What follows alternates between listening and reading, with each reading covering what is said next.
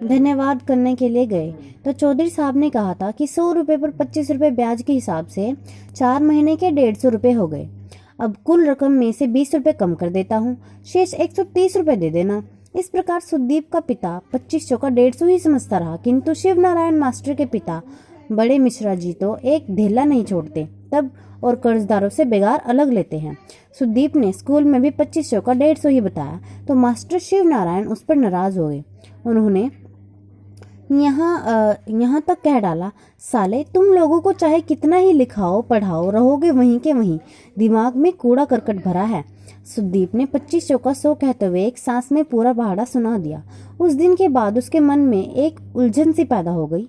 उसके मन में मास्टर जी, पिताजी व चौधरी साहब सभी की बातों को लेकर एक बवंडर सा उठने लगा। उसके बाल मन में इस घटना को लेकर एक ग्रंथि बन गई थी। जैसे जैसे वह बड़ा होता गया वैसे वैसे ये सभी प्रश्न उसके मन को कुदेरते रहते और अपने उत्तर की मांग करते रहते।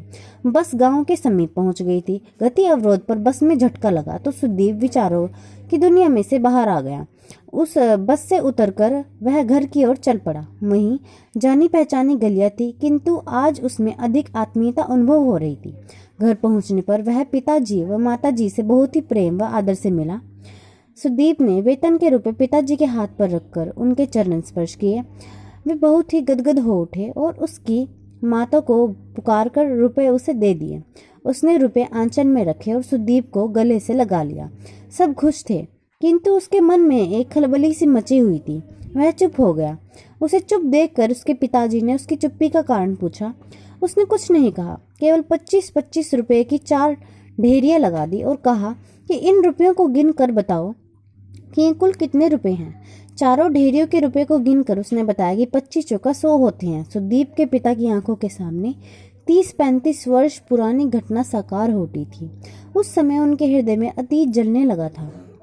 वे 30-35 वर्षों से जिस चौधरी का गुणगान करते नहीं थकते थे, आज उसका असली रूप उनके सामने आ गया था। उनके मन में चौधरी के प्रति एक अजीब सी वितृष्णा समा गई थी। उनके मन में चले जाने की पीड़ा गहराने लगी थी। उन्होंने आंसू पोंछते हुए रुपए सुदीप को लौटा दिए थे।